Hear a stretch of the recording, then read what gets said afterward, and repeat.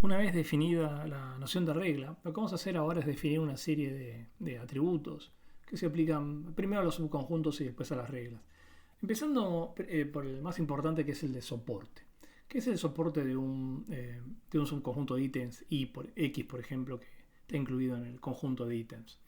El soporte de X básicamente es la proporción de transacciones que contiene el subconjunto X. O sea, más formalmente es relacionar el cardinal de todas las transacciones de la base, que aparte ocurre que X está incluido dentro de esa transacción.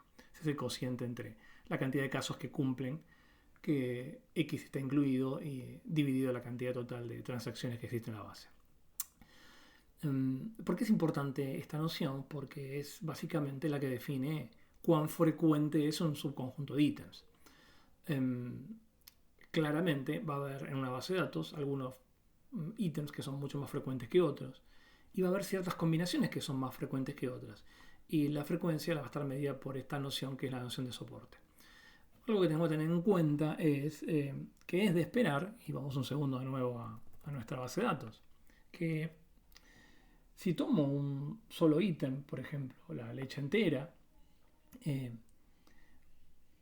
obviamente que la leche entera va a tener un soporte más grande que, por ejemplo, la leche entera, el yogur, el café y algún otro ítem más. O sea, los subconjuntos que involucren mayor cantidad de ítems van a tender a tener soportes naturalmente más reducidos. Y aparte, lo que va a ocurrir es que ciertos ítems van a tener soportes mucho más grandes que otros. Por ejemplo, en nuestra base de datos, esta es la proporción de los 10 ítems más frecuentes. Por bastante el ítem más frecuente es la leche entera, pero fíjense que después le siguen vegetales, yogur, gaseosas, agua embotellada. Cada uno de estos, lo que estamos mirando acá, son los soportes de elementos individuales. Pero después tenemos que pensar que si buscamos subconjuntos que son combinaciones de estos elementos, mayor la cantidad de elementos que combinemos, más chico va a ser el soporte, y particularmente se involucran a elementos que de por sí tienen soporte bajo. Eso es algo que tenemos que ir pensando desde ahora en estos problemas. Lo que vamos a hacer también es, si bien el soporte se define como esta proporción, va a ser bastante conveniente que pensemos en los atributos que vamos a definir como en términos de probabilidades. Entonces, pensemos por un segundo que lo que tenemos es nuestra base de datos de transacciones. Pensemos que puede ser considerado como un espacio muestral de eventos, donde el evento, por ejemplo, el evento, vamos a llamarlo de sub x, es el evento de que se produzca una compra que incluya al subconjunto X. Entonces, en esa situación podemos pensar que el soporte de un subconjunto X no es otra cosa que la probabilidad de ocurrencia del evento de sub X.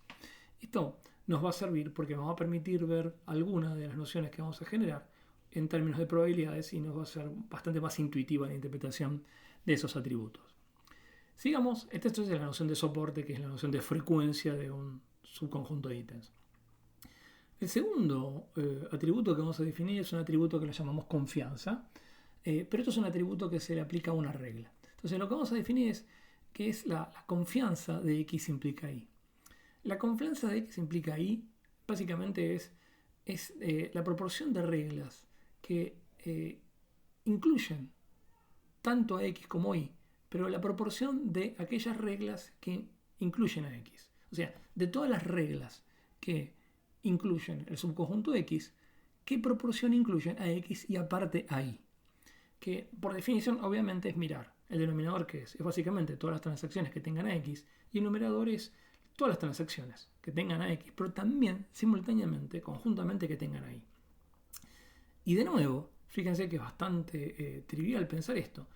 La noción de confianza la podemos pensar en términos de probabilidades como que la confianza de la regla X e Y no es otra cosa que la probabilidad condicional de que se dé el evento de sub Y, dado que se dio el evento de sub X. O sea, dicho de otra manera, la confianza de la regla X implica Y es la probabilidad de que, dado que compré los ítems que están en X, también compre los ítems que están en Y. Esta noción es importante porque me va a estar hablando cuando encuentre atributos con confianza grande, me va a estar hablando de subconjuntos que están relacionados, justamente, que no son independientes. Y es la misma idea que en probabilidad.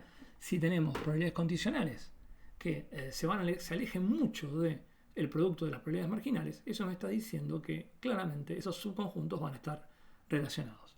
Y eso es lo que va a captar este otro tercer concepto que vamos a definir ahora, que se llama lift. El lift de una regla de X implica Y se define como el cociente entre la confianza de X implica y el soporte de Y. ¿Y cuál es la idea acá? Y esto es bastante interesante. La idea es relacionar. Y pensemos por un segundo. Esta es la manera más sencilla de pensarlo, creo yo.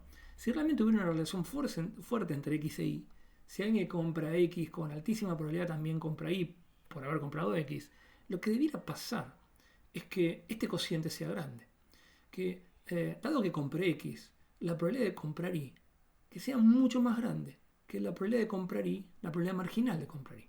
Por ejemplo, pensemos en algún producto que sea relativamente poco probable, no sé, algún jamón especial.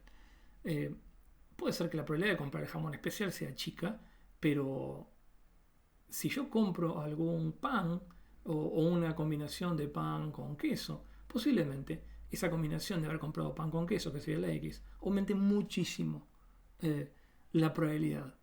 Se haga grande la probabilidad condicional de comprar ese jamón especial.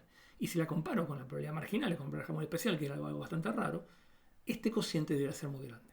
Entonces, reglas que tengan lift grandes o apalancamientos grandes, lo que me están indicando en el fondo es no solo una muy fuerte relación entre X e Y, que es lo que capta la relación de confianza, sino que aparte marca una cierta relevancia comparado con cómo es esa probabilidad condicional, comparado con cómo es la probabilidad marginal que ese elemento tiene. O sea, me está diciendo que el hecho de haber comprado X empuja muchísimo la probabilidad de la compra de Y.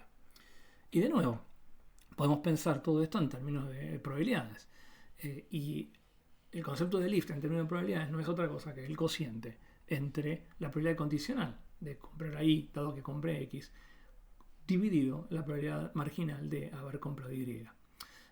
Y de nuevo, si ahora lo pensamos rápidamente y lo escribimos todo en términos de probabilidades, fíjense que la probabilidad de comprar Y dado que compré X lo podemos escribir como la conjunta de comprar Y y X, y a su vez dividido la probabilidad de marginal de comprar X, que nos va a quedar en el denominador. Y lo que nos muestra que el lift no es otra cosa que la relación directa que hay entre la probabilidad de comprar conjuntamente los subconjuntos X e Y dividida, ¿cómo sería esa probabilidad si fuera independiente? Que es la probabilidad de comprar Y por la probabilidad de comprar X. Y está clarísimo que si los bienes, los subconjuntos están muy correlacionados, entonces ese numerador debería ser muchísimo más grande que el denominador. Y por ende el lift tendría que ser un número grande.